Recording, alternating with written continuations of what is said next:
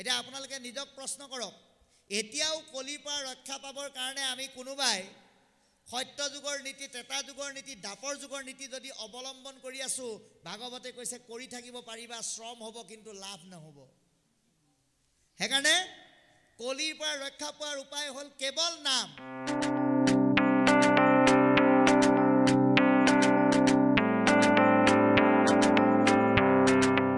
হেকাৰণে আপোনালোকৰে গৌৰৱ এই নাৰায়ণপুৰতে জন্মগ্ৰহণ কৰি সমগ্ৰ অসমক বিশ্বৰ মাজতে মহিমামণ্ডিত কৰি তোলা কৃপাল গুৰুজনাৰ প্ৰপন্ন খ্ৰীষ্ট মাধৱ মহাপুৰুষে তেওঁৰ অনন্য সৃষ্টি নাম ঘোষাৰ যোগেদি আমাক কৈছে কি বুলি এৰা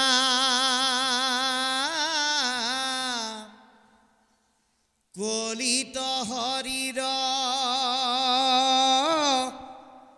কীৰ্তন এৰিয়া আনমতে চাহে গতি যেন কুলবধূ নিজ স্বামী এৰি ভজে গয়াও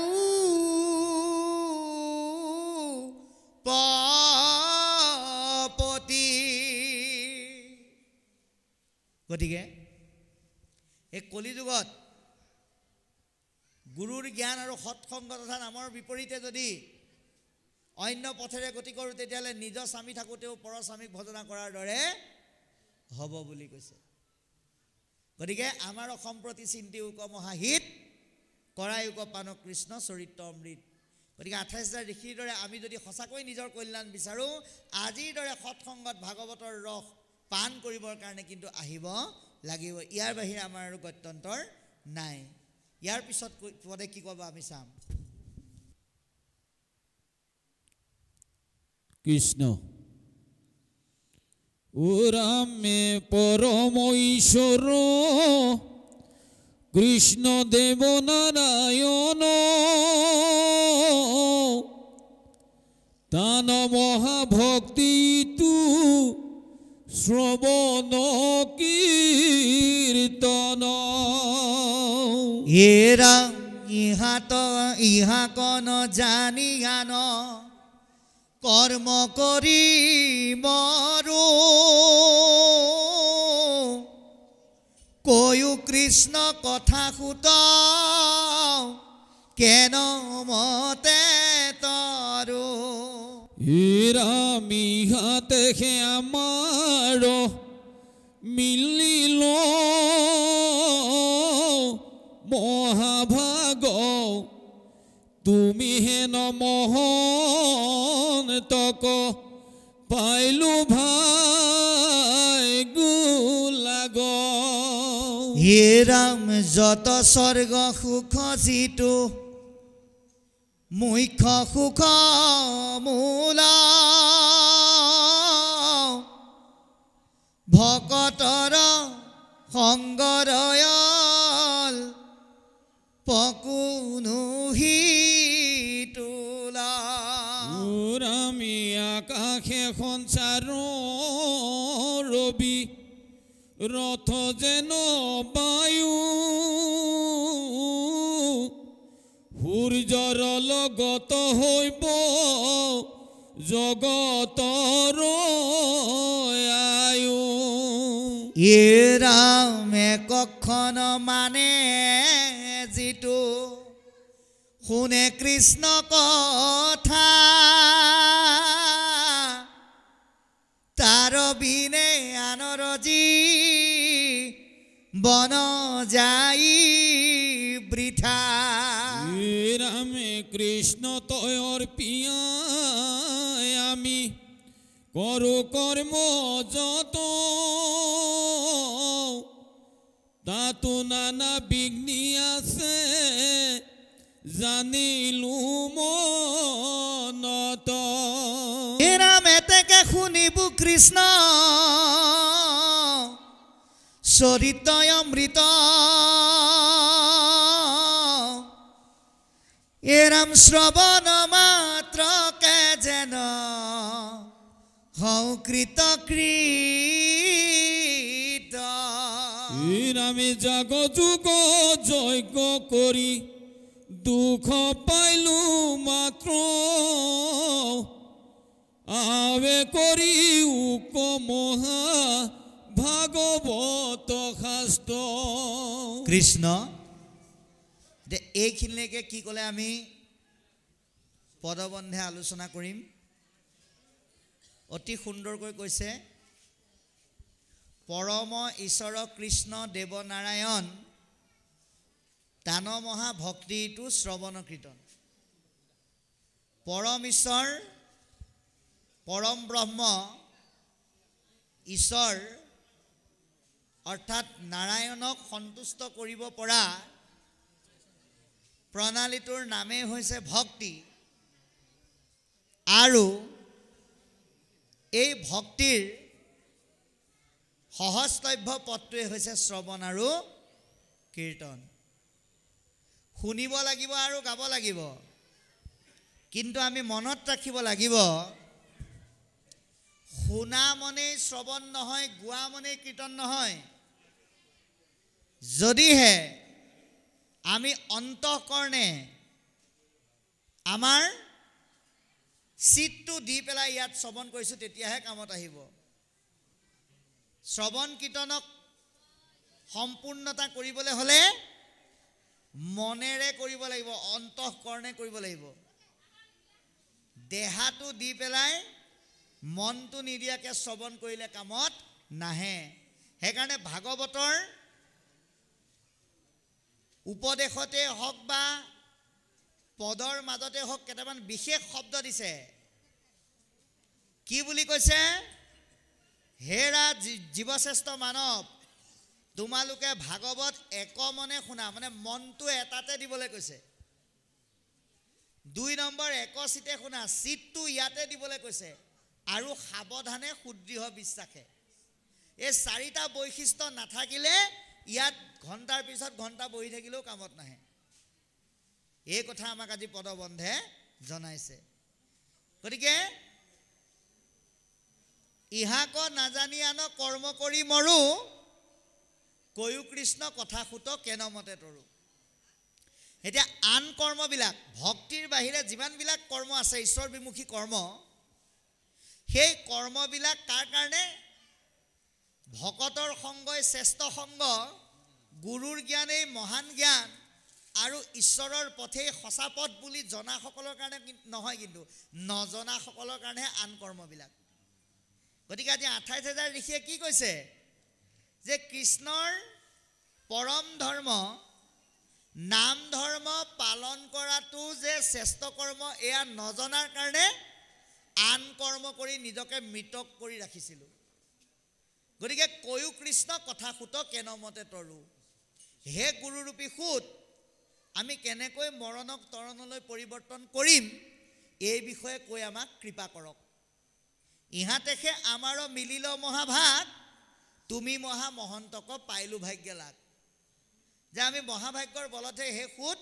তোমাক এজন মহামহন্ত ৰূপে লগ পাইছোঁ এইটো কেৱল 28,000 ঋষিয়ে কৈছে বুলি ভাবিলে ভুল হ'ব এয়া অকল 28,000 ঋষিৰে মতামত নহয় এয়া মতামত আজি আপোনালোক আমাৰ সকলোৰে কাৰণ আপোনাসবে এটা কথা উপলব্ধি কৰিব যে মহাভাগ্য নাথাকিলে গুৰুৱে কৃপা নকৰিলে এনেকুৱা অনুষ্ঠানলৈ আপুনি আহিব নোৱাৰিবও পাৰে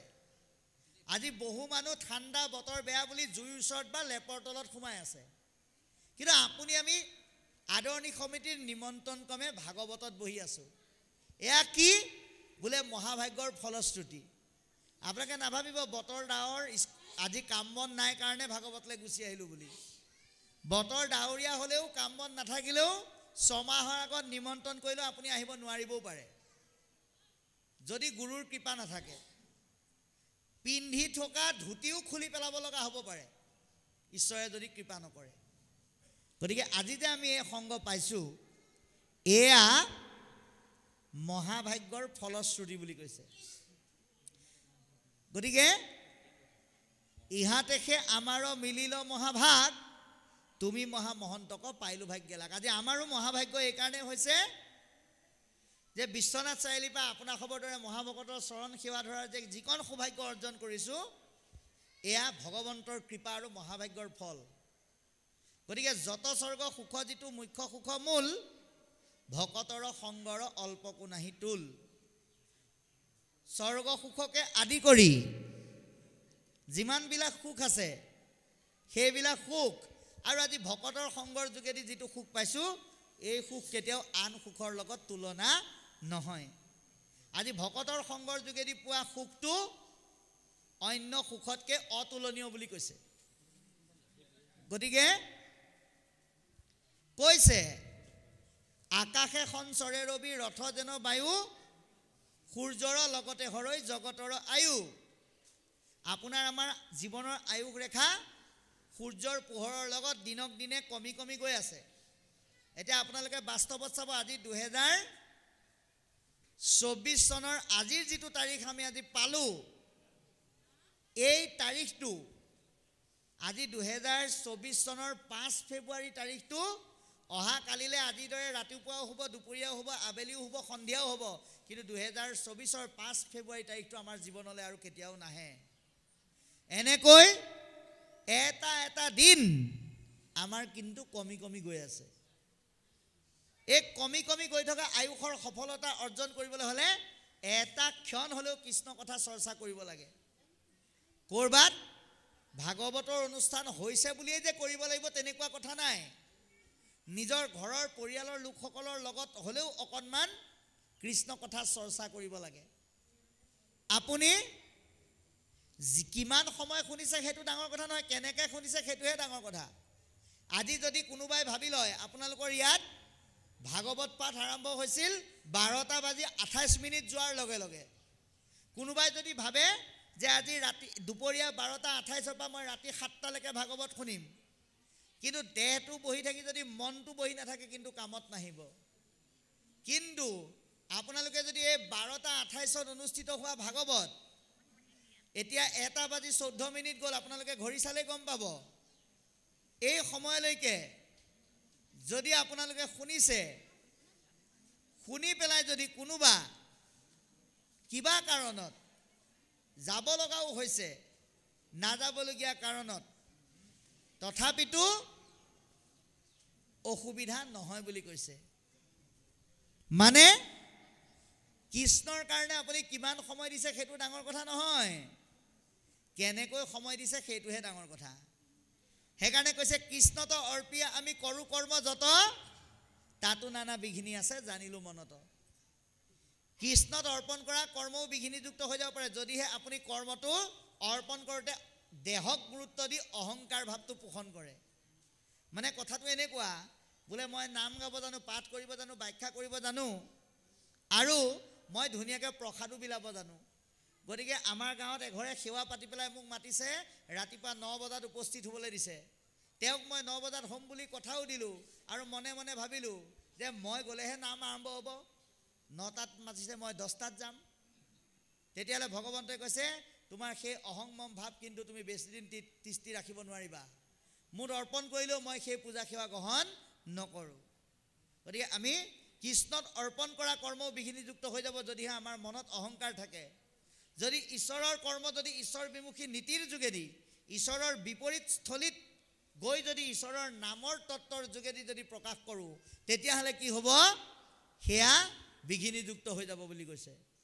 এতেকে শুনিব কৃষ্ণ চৰিত্ৰ অমৃত, শ্ৰৱণ মাত্ৰকে যেন হওঁ কৃতকৃত্য।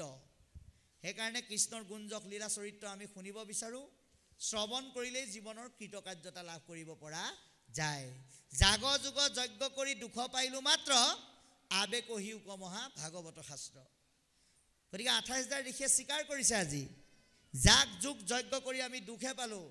সেইকাৰণে আমাক সুখ লাভ কৰিব পৰা ভাগৱত জ্ঞানৰ তত্ত্ব কৈ তুমি আমাক কৃপা কৰা, যিটো আজি আপুনি আমি সৎসংগৰ যোগেদি বিচাৰিব লাগে। ইয়াৰ পিছত কি ক'ব আমি চাম। কৃষ্ণ ৰাম ৰাম ৰাম কৃষ্ণ কথা ইটো অমৃত ততু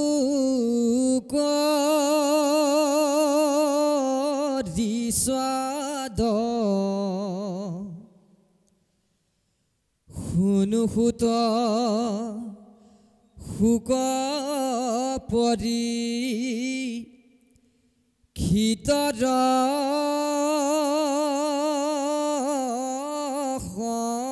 সম্বাদ এৰা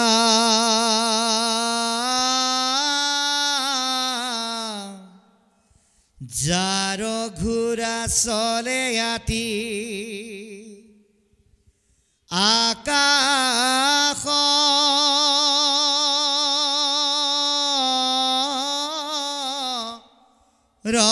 ৰপথে সাগৰা পৃথিৱী জিনিলায়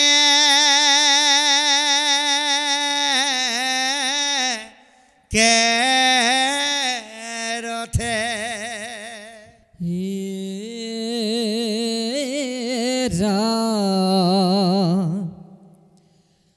জম্বুদ্বীপপতি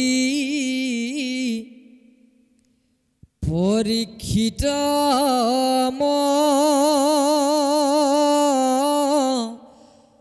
হাবিদ্ৰ তৰুণ কালতে কেনে তেজিলা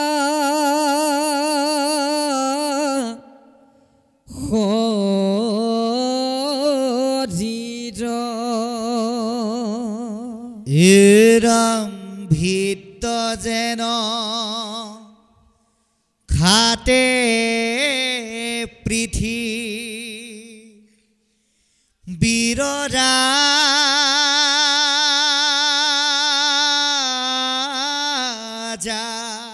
যত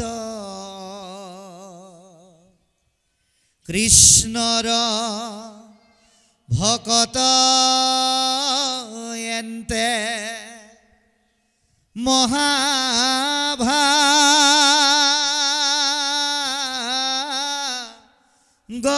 মহাভাগৱত হৰি স্মৰি জিমতে কৰিলা তনু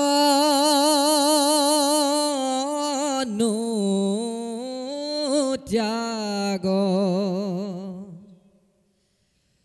কহিও তাহানে জন্ম সুতম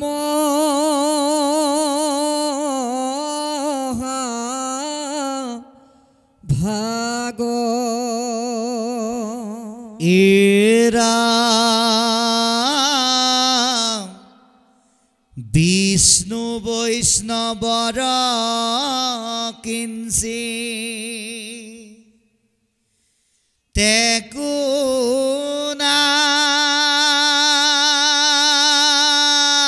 নাহি ভেদ দুইৰো কথা কৰে পাত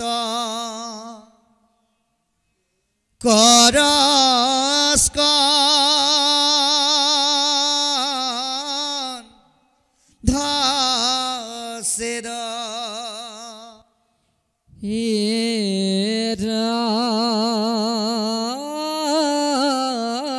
মৰা মৰা এতে কে হো নিবু আমি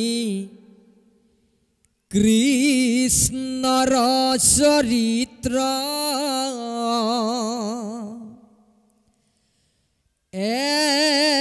হিসেতাৰি পাৰিবে আৱে দূৰি ঘূৰ কলিত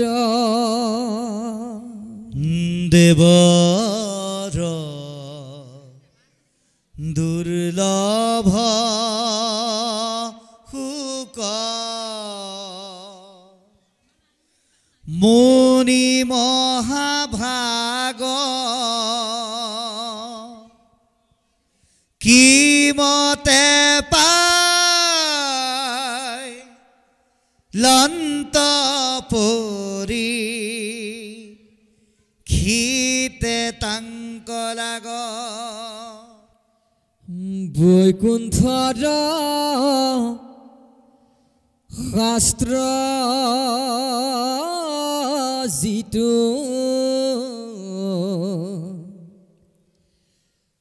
বেদান্তৰ তত্ত্ব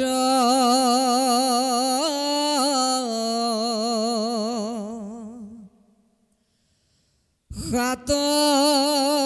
দিনে কৈলাসীটো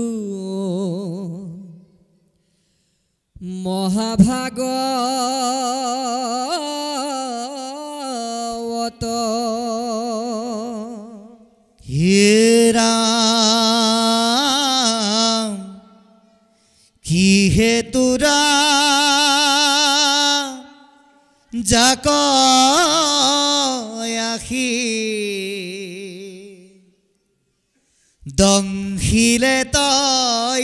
খকে পাইলা গতি ভাগৱত শ্ৰৱণ মাত্ৰকে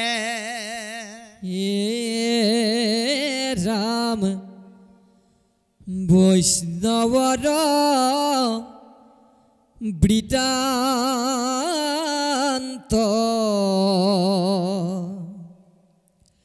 শুনিবা ইচ্ছাই আছে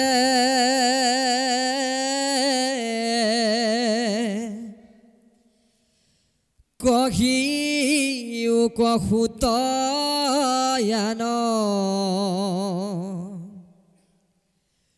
কথা শুনো পাছে কৃষ্ণ এইখিনিলৈকে কি ক'লে আমি আলোচনা কৰিম অতি সুন্দৰকৈ কৈ গ'ল যে কৃষ্ণ কথা এইটো অমৃতটো কৰি স্বাদ শুনো সুত শুক পৰি ক্ষিতৰ সংবাদ যে ভগৱানৰ কথা অমৃততকৈও অধিক সোৱাদ বুলি কৈছে এতিয়া আপোনালোকে যে এই ভাগৱতৰ অনুষ্ঠানত অকল আজি বুলি নহয় বিভিন্ন স্থানত বিভিন্ন প্ৰকাৰে আপুনি আমি বহি আছোঁ এই যে ভাগৱতৰ অনুষ্ঠানত বহি যে আমি কৃষ্ণ কথা শুনিছোঁ আমি অমৃতৰ সোৱাদ পাইছোঁ নে নাই যদি পাইছোঁ তেতিয়াহ'লে আমাৰ ক'ব লগা নাই যদি নাই পোৱা তেতিয়াহ'লে কেলে পোৱা নাই সেই ৰহস্যটো আমি ভেদ কৰিব লাগিব সকলোৱে ভাগৱতত বহি পেলাই বোলে অমৃতৰ সোৱাদ নাপায় কোনে নাপায় অনেক জনমে মহাপাপ আছে যাত নলৈবে কৃষ্ণৰ নাম নিন্দিবে সাক্ষাৎ এই জন্ম আৰু অনেক জন্মৰ যাৰ মহাপাপ জমা হৈ আছে তেওঁলোকে ঈশ্বৰৰ নাম নিজেতো নলয় আনে ল'লেও কি বুলি কয় বোলে ইমান ধন টকা পইচা খৰচ কৰি ভাগৱতৰ অনুষ্ঠান পতাতকৈ গাঁৱৰ গোটেইখিনি মানুহ গৈ পেলাই দেখোন পিকনিক এটা খাই অহাই ভাল সেইসকলে অমৃতৰ সোৱাদ নাপায় কোনে পায় অনেক জনমে যাৰ সুকৃতি আছে এই জন্ম আৰু অনেক জন্মৰ যাৰ পুণ্য জমা হৈ আছে তেওঁলোকেহে আজিৰ দৰে অনুষ্ঠানত বহি অমৃতৰ সোৱাদ পাব যিটো আজি আপোনালোকে পাইছে গতিকে অতি সুন্দৰকৈ আমাক পদবন্ধে কৈছে যাৰ ঘোঁৰা চলে আতি আকাশৰ পথে সসাগৰা পৃথিৱী জিনিলা একে ৰথে যিজন পৰীক্ষিত ৰজাই ৭টা ঘোঁৰাযুক্ত ৰথত উঠি আকাশ মাৰ্গেৰে মানে যাত্ৰা কৰি সসাগৰা পৃথিৱী জয় কৰিছিল জম্বুদ্বীপপতি পৰীক্ষিত মহাবীৰ, যিজন জম্বুদ্বীপৰ 61 ৰজা আছিল, প্ৰবল পৰাক্ৰমী বীৰ আছিল, তৰুণ কালতে কেনে তেজিলা শৰীৰ, ইমান কম বয়সত তেওঁ কিয় দেহ ত্যাগ কৰিব লগা হ'ল, বা তেওঁ কিয় তৰুণ কালত দেহ ত্যাগ কৰা বুলি কোৱা হৈছে। এই তৰুণ কালটো কেৱল আমি বাহ্যিকৰ ডেকা বয়সটো চালেই নহ'ব। ভাগৱত শ্ৰৱণ কৰা প্ৰতিজন ব্যক্তিৰ কাৰ্য, ভাৱনা, চিন্তা সদায় তৰুণ হ'ব লাগিব। সেইকাৰণে আপোনালোকে চাওক, ধ্ৰুৱ, প্ৰহ্লাদ, নাৰদ আদি চৰিত্ৰবিলাকত কেতিয়াও প্ৰহ্লাদক 5 বছৰীয়াৰ বাহিৰে ওপৰলৈ কিন্তু নিয়া নাই। 12 বছৰীয়া প্ৰহ্লাদ, 10 বছৰীয়া প্ৰহ্লাদ বুলি কোৱা নাই। কিন্তু ধ্ৰুৱক 5 বছৰৰ ওপৰত কিন্তু কোৱা নাই। অৰ্থাৎ ভকতৰ বয়স যিমান হ'লেও ভকত কিন্তু 5 বছৰীয়াৰ দৰে, ডেকাৰ দৰে চিন্তাবিলাক তৰুণ হ'ব লাগিব, ভাৱনাবিলাক তৰুণ হ'ব লাগিব, কাৰ্যবিলাক তৰুণ হ'ব লাগিব। দেহটো যিমানেই বুঢ়া নহওক, মনটো কিন্তু সদায় 5 বছৰীয়া ডেকাৰ দৰে তৰুণ হৈ থাকিব লাগিব। কিহৰ ক্ষেত্ৰত? ভকতিৰ ক্ষেত্ৰত। গতিকে ইয়াত সেই কথাটোকে কৈছে যে তেওঁ ইমান তৰুণ হৈ থকাৰ পিছতো তেওঁ কিয় এই দেহ ত্যাগ কৰিব লগা হ'ল। ভিত্ত যেন খাতে পিঠি বীৰৰ ৰাজা যত, যে অন্য দ্বীপৰ যিবিলাক উপৰজা, সেই ৰজাবিলাকে পৰীক্ষিতক দেখাৰ লগে লগে নিজকে ভিত্ত মান্যতা কৰি কেনেকৈ যেনেকৈ সেৱা ধৰে, তেনেকুৱা এজন ভাগৱত গুণসম্পন্ন ৰজা হোৱাৰ পিছতো হৰিস্মৰি কিমতে কৰিলা তনু ত্যাগ, ভগৱন্তক স্মৰণ কৰি এই দেহ ত্যাগ কৰিব লগা হ'ল। এই বিষয়ে কওক। গতিকে তেওঁৰ জন্ম কৰ্ম সম্পৰ্কে আমাক বিৱৰি পেলাই ক'বলৈ কৈছে। কাৰণ বিষ্ণু বৈষ্ণৱ বৰ কিঞ্চিত একো নাহি ভেদ, বাবাই সমস্ত ভকত আৰু ভগৱানৰ মাজত কোনো ধৰণৰ পাৰ্থক্য নাই। আপুনি যদি ভাবে যে মই ভগৱানক দিনে ৰাতিয়ে 24 ঘণ্টাৰ ভিতৰত 18 ঘণ্টা পুজিম, কিন্তু ভকতক দেখিলে যদি আপোনাৰ মাত এষাৰ লগাবলৈও মন নাযায়, ভগৱন্তই কৈছে মোক তুমি কিমান সেৱা কৰা তথাপিতো লাভ নাই। যিমান সুৰ লগাই ঘোষা গালেও মই সন্তুষ্ট হ'ব নোৱাৰিম যদিহে তুমি মোৰ ভকতক মান্যতা নকৰা। কাৰণ কলি যুগত ভকতেই ভগৱান, ভকতৰ যোগেদিয়ে ভগৱন্তৰ চিন্তা কি হয়, প্ৰতিফলিত হয়। গতিকে এই দুয়োটা বিষয়ে আপুনি যদি ভগৱানৰ কথাও নাজানে, আপুনি যদি ভকত এজনৰ কথাও চৰ্চা কৰে, তাতো মানে মহাপাপ বিনাশ হৈ যায়। এতিয়া আপোনালোকৰ ঘৰলৈ যেনিবা ধৰি ল'লোঁ, আমাৰ বৰদলৈ বাপ যেনিবা সদায় গৈ থাকে, কিবা কাৰণত যেনিবা তেখেতে স্বাস্থ্যজনিত কাৰণত যাব পৰা নাই, পৰিয়ালৰ সদস্যসকলে যদি তেখেতৰ কথাও আলোচনা কৰে যে বাপজন সদায় আহে, আহি অকণমান হ'লেও কৃষ্ণ কথা পাতে, বৰ ভাল লাগে, আজি দুদিনমান কিয় অহা নাই জানো পায়, এই বুলিও যদি আলোচনা কৰে তাতো পুণ্য আছে বুলি কৈছে। ভগৱন্ত আৰু ভকতৰ কথা দুইটা বিষয়তে পুণ্য আছে, দুইটা বিষয়ে পাপবিলাক বিনাশত সহায় কৰে। এই কথা আমাক জনাইছে। এতেকে শুনিব আমি ভকতৰ চৰিত্ৰ, সেইকাৰণে আমি ভকতৰ গুঞ্জক লীলা চৰিত্ৰ শুনিব বিচাৰোঁ। এহিহে তাৰিবে পাৰে দুৰ্ঘুৰ কলিত, আৰু এই কথাই আমাৰ কলিৰ মলিনতাৰ পৰা ৰক্ষা কৰিব। সেইকাৰণে কি বুলি ক'বলৈ যত্ন কৰিছে যে দেৱৰ দুৰ্লভ শোক মুনি মহাভা, কিমতে পাইলন্ত পৰীক্ষিতে তাংকলাক। দেৱতাই সহজতে লগ নোপোৱা এজন মহামুনিক ৰজা হ'ল বুলি পৰীক্ষিতে কেনেকৈ লাভ কৰিলে, এই বিষয়ে প্ৰশ্ন কৰিছে। বৈকুণ্ঠৰ শাস্ত্ৰ এইটো বেদান্তৰো তত্ত্ব 7 দিনে কৈলে এইটো মহাভাগৱত। বৈকুণ্ঠৰ শাস্ত্ৰ বেদান্তৰ সাৰ এই মহাভাগৱত 7 দিনত কৈ কেনেকৈ শেষ কৰিলে, কিহেতু ৰাজাক আশী দংশিলা তক্ষকে, আৰু কি কাৰণত তক্ষকে সেই ইমান গুণসম্পন্ন ধাৰ্মিক ৰজা হোৱাৰ পিছতো তেওঁক দংশন কৰিব লগা হ'ল, এই বিষয়ে আমাক কওক বুলি কৈছে। গতিকে ইয়াৰ কেইটামান পৰমাৰ্থিক তত্ত্ব আছে, আপোনালোকে সেইকেইটা চাব। যে শুকদেৱক লগ পোৱাটো দেৱতাৰ কাৰণে দুৰ্লভ, অৰ্থাৎ সৎসংগ দেৱতাৰ জন্মত কেতিয়াও লাভ কৰিব নোৱাৰে, কিন্তু মানুহৰ জন্মত আপুনি সৎসংগটো অতি সহজেই পাব পাৰে। সেইকাৰণে ব্ৰহ্মাদি দেৱতাসকলক ভগৱন্তই কৈছে এতেকে মনুষ্য জন্ম দেৱতো প্ৰধান মানুহৰ জন্মটো দেৱতাতকৈ উত্তম কাৰণ এই জন্মৰ যোগেদি মহা সৎ আৰু সাধুসকলক লগ পাই কৃষ্ণ কথাৰ ৰসত নিজক নিমগ্ন কৰিব পাৰি আৰু বৈকুণ্ঠৰ শাস্ত্ৰ মহাভাগৱত যে 7 দিনতকৈ শেষ কৰিলে বুলি কৈছে এই 7টা দিন মানে কেৱল নিৰ্দিষ্ট 7টা দিনক বুজোৱা নাই সপ্তাহৰ প্ৰথম বাৰটোৰ পৰা শেষৰ বাৰটোলৈ আপুনি আমি যি 7টা দিন অতিক্ৰম কৰি আছো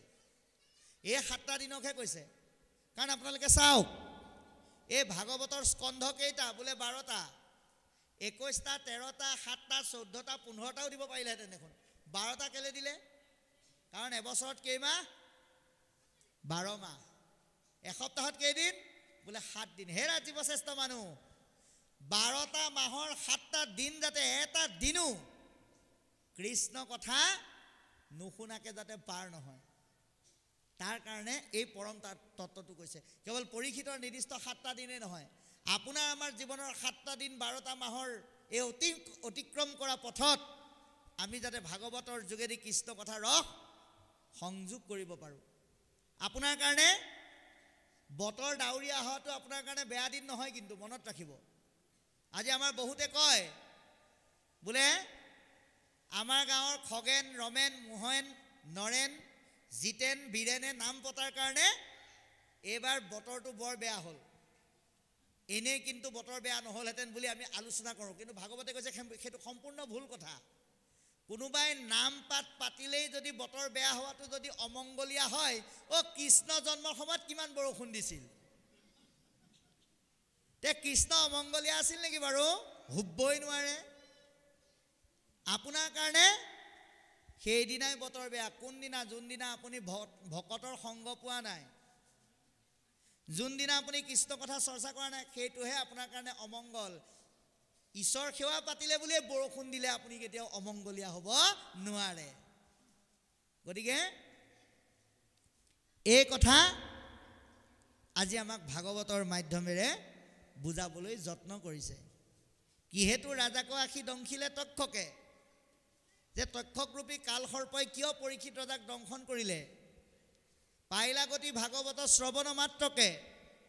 আৰু ভাগৱত শুনি তেওঁ কেনেকৈ গতি পালে বৈষ্ণৱৰ বিতান্ত শুনিব আকৌ ইচ্ছা আছে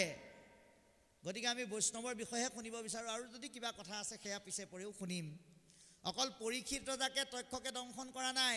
আপোনাক আমাক খুটিবৰ কাৰণেও এডাল তক্ষক ৰৈ আছে যিডালৰ নাম হ'ল কালসৰ্প যিডালে খুটিলে আমাৰ মৃত্যু হ'ব এই কালসৰ্পৰ দংশনৰ পৰা নিজক মুক্ত কৰাৰ উপায় হ'ল সৎসংগ আৰু হৰিনাম ভাগৱত শ্ৰৱণ কীৰ্তন এই কথা আমাক আজি জনাইছে ইয়াৰ পিছত কি ক'ব আমি চাম